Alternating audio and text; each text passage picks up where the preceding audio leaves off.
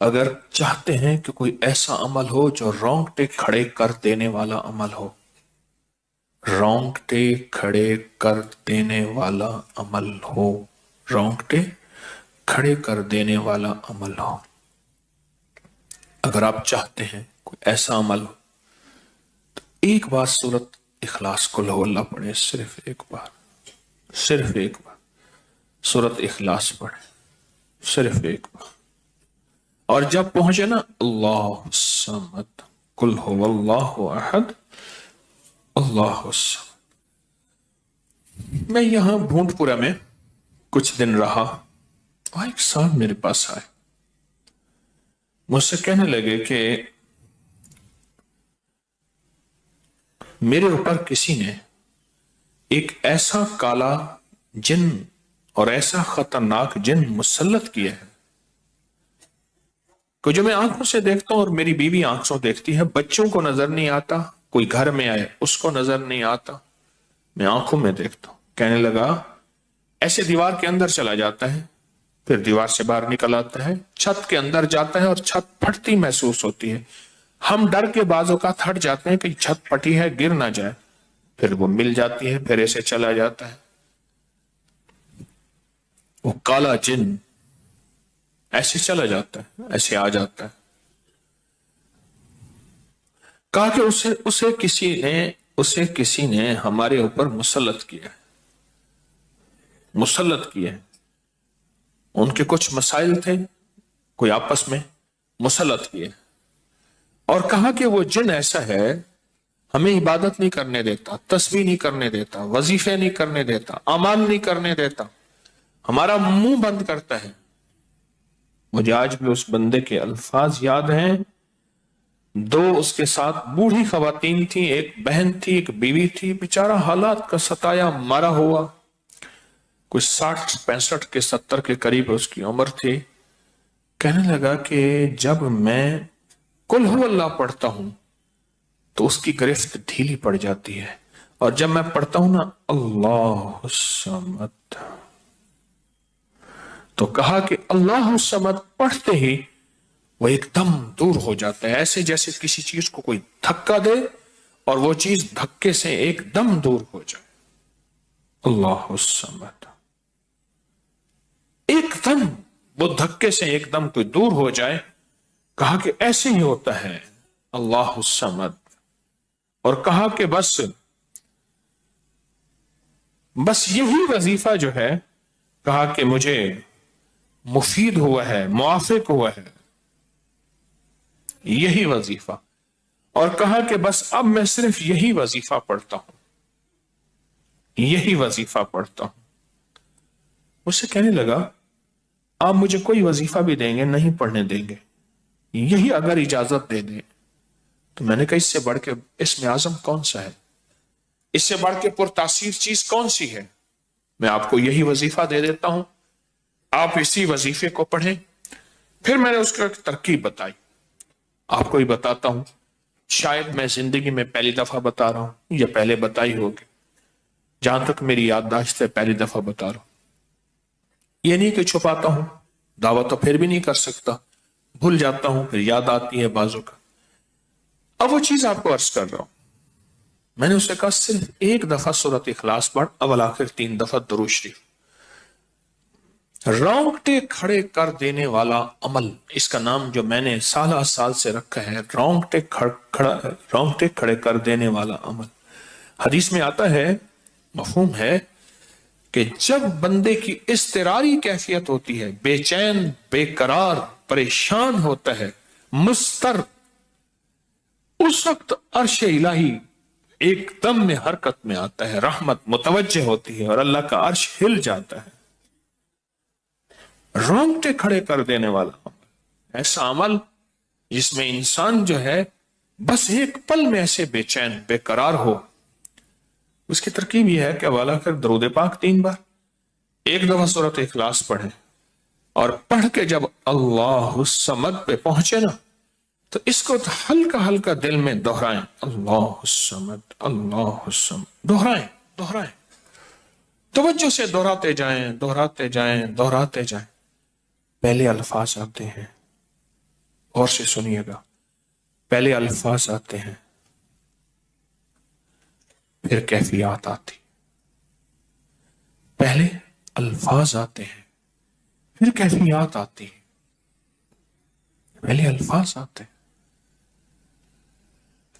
انسان پہلے الفاظ سے، بچہ نا، اسی بچے کو آپ ایسے لوگوں میں، بچے کو ایسے لوگوں کے ساتھ پلنے کے لیے جو بول نہیں سکتے، بچہ کبھی نہیں بولے گا، ہوں کرے گا، کرے گا، بول نہیں سکے گا، کیونکہ بچہ الفاظ چنتا ہے پھر وہ الفاظ بولتا ہے، پہلے الفاظ ہوتے ہیں۔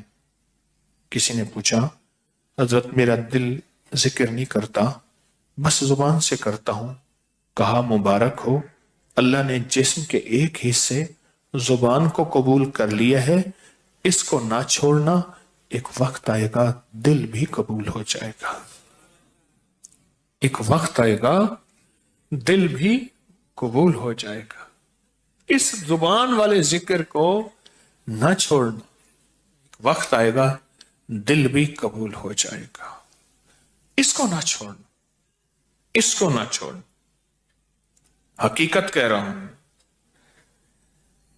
میں نے اس سے کہا کہ ایک ایسا کام کر، تنہائی میں بیٹھ، اور تنہائی میں بیٹھ کے نا، بس صرف تو ہو، اللہ ہو اور بندہ ہو، تنہائی میں بیٹھ، اور تنہائی میں بیٹھ کر، تنہائی میں بیٹھ کر آپ نے ذکر کرنا، تنہائی میں بیٹھ کر آپ نے ذکر کرنا، تنہائی میں بیٹھ کے،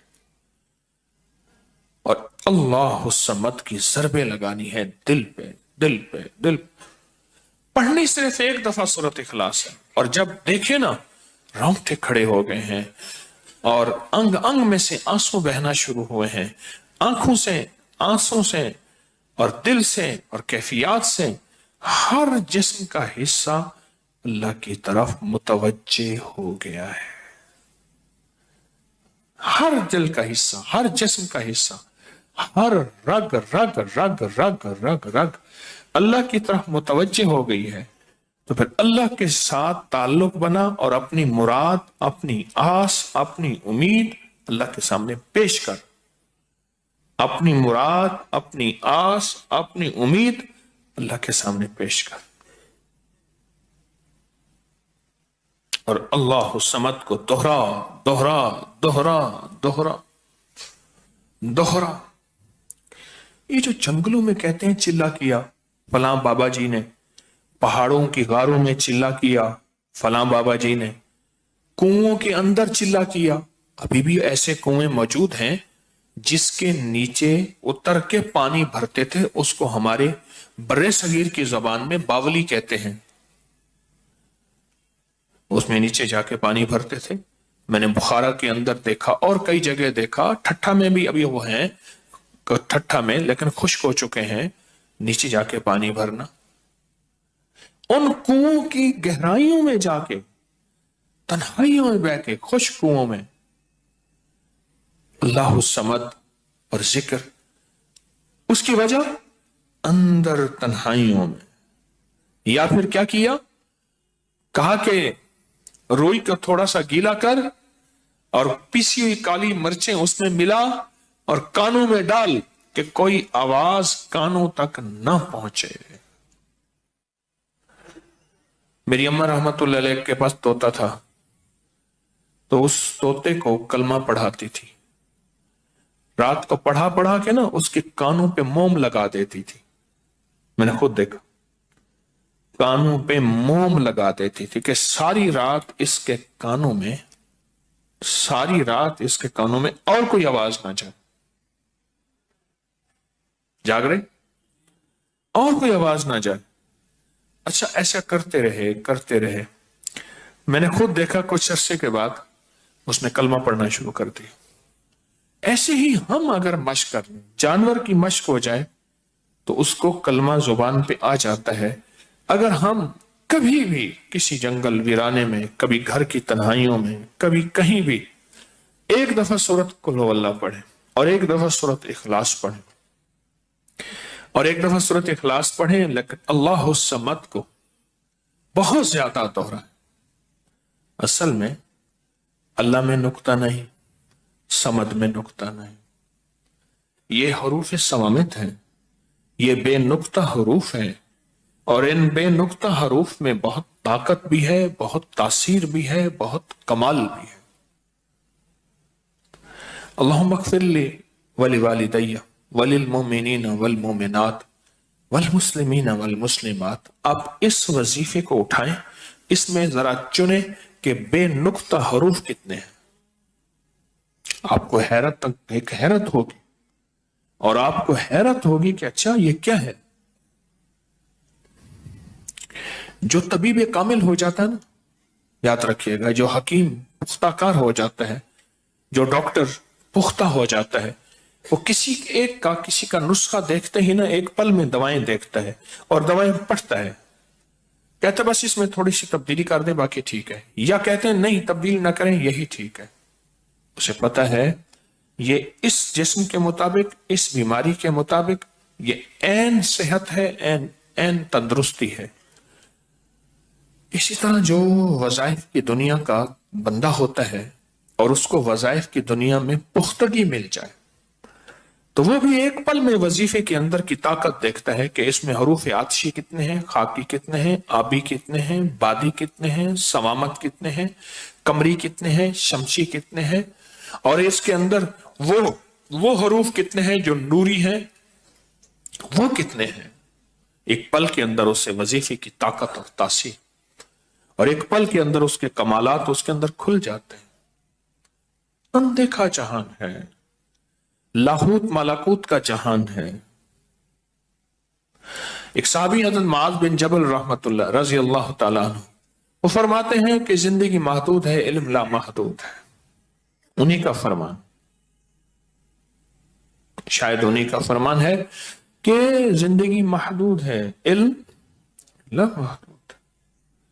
تو جو علم لا محدود ہے اس کو ہم نے اپنی عقل سے سمجھنے کی کوشش کریں، اپنے شعور سے سمجھنے کی کوشش کریں، اپنے احساس اور ادراک سے سمجھنے کی کوشش کریں تو نہیں سمجھ سکتے۔ علم ہے ہی لا محدود، اس کی حد نہیں ہے۔ کبھی اگر آپ رونگٹے کھڑے کر دینے والے عمل کو چاہیں نا تو بیٹھ کے اس کی مشق کر لیں۔ دوسری یا تیسری مشق کے اندر آپ کو توجہات مل جائیں گی، ایک پل میں وجدان مل جائے، آپ حیران ہوں گے یہ کیا ہوا، اتنا جلد مجھے توجہ مل گئی، ساری عمر میں بڑی بڑی دعائیں مانگتا رہا، کبھی توجہ نہ ملی،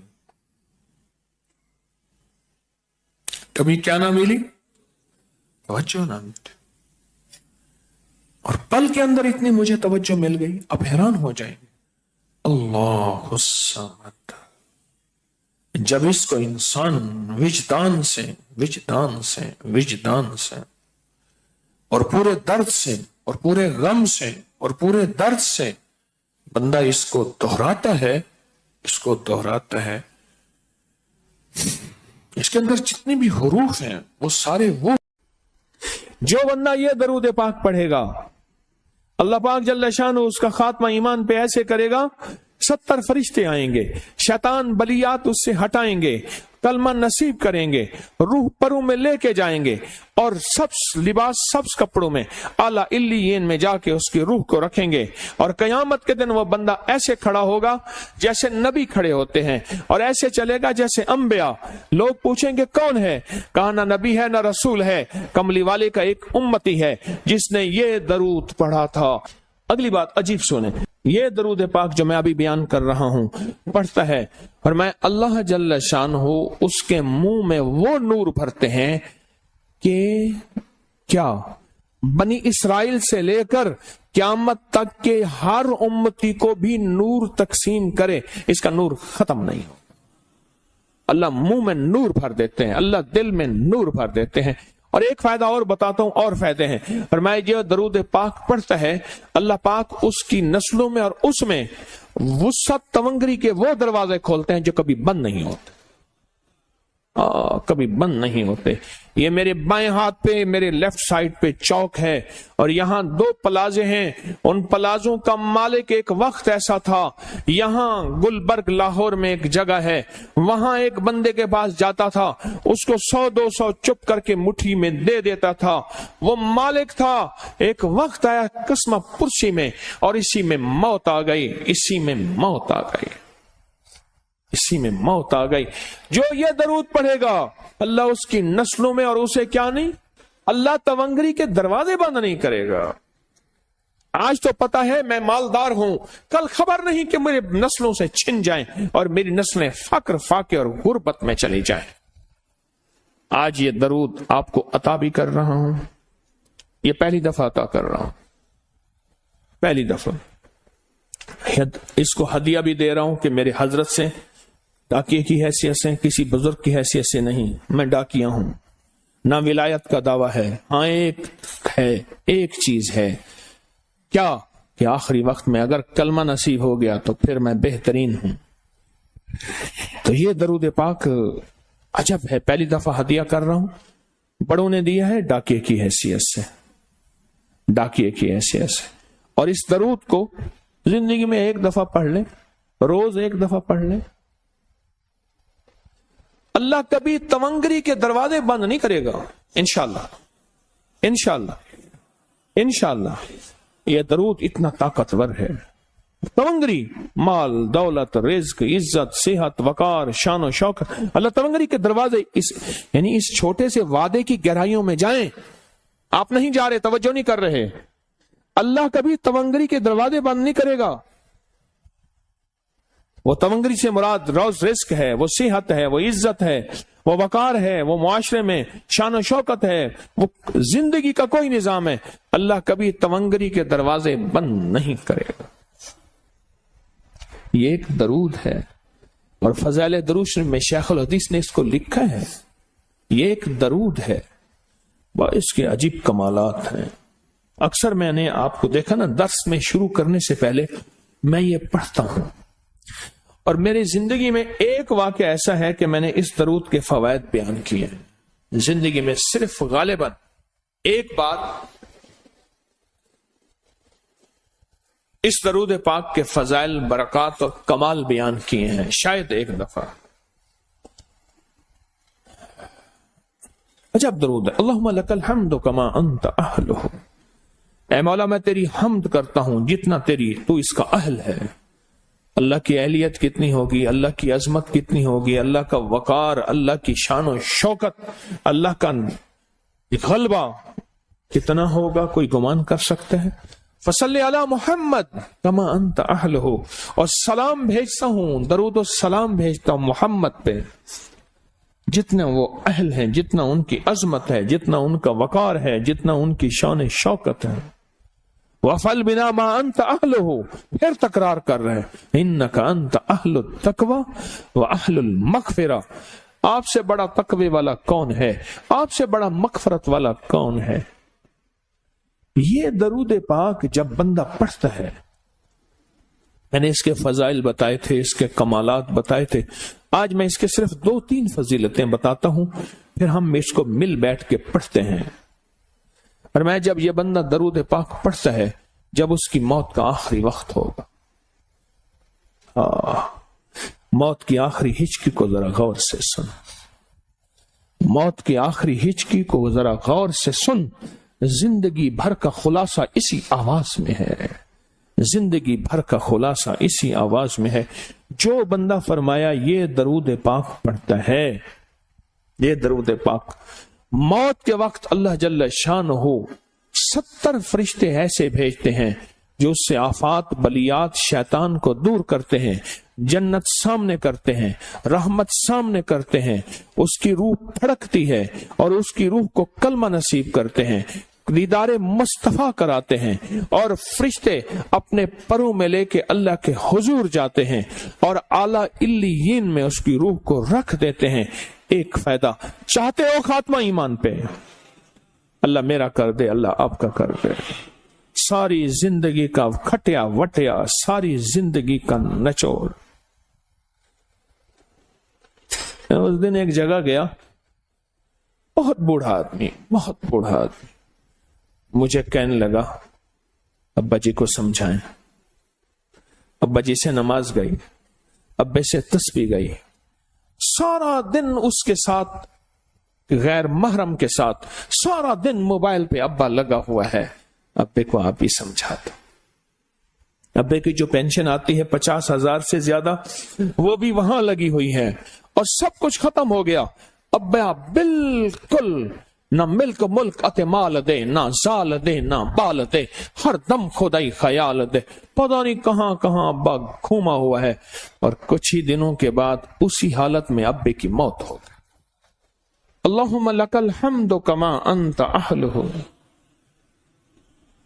فصلی علی محمد کما انت اہلہ وافعل بنا ما انت اہلہ فإنک انت اہل التقوی واہل المغفرہ۔ وعدے انشاءاللہ پورے ہیں، کیوں؟ وعدے کرنے والا سچا، وعدے سچے، وعدے کرنے والا سچا، وعدے سچے، اور انشاءاللہ اگر ہم سچے نہیں تو کلام سچا۔ ایک وقت آئے گا یہ سچا کلام پھر سچا بنا دیتا ہے۔ کہا سن لینا، پہلے ریا آتی ہے، پھر اخلاص آتا ہے، پہلے عادت آتی ہے، پھر عبادت آتی ہے۔ عادت تو بنا لے۔